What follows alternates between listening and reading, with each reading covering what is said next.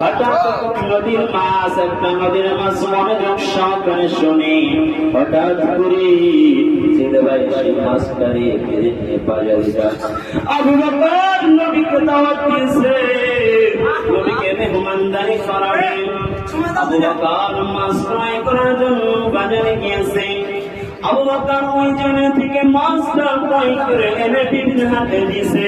বিবি বলছে, বিবি তাড়াতাড়ি এটাকে কেটে রান্না করো, আমার বাড়ি নবী আসবে, নবীকে দাওয়াত দিয়েছি।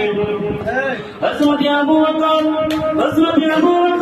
স্ত্রী মাছটাকে কেটে রান্না করার জন্য যখন চুলাতে রেখেছে, আগুন জ্বলে কিন্তু আগুন জ্বলে না।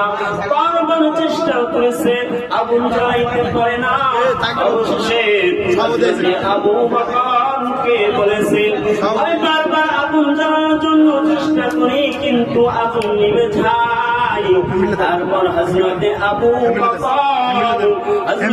বকর চেষ্টা করলো, তারপর জ্বালাইতে পারলো না।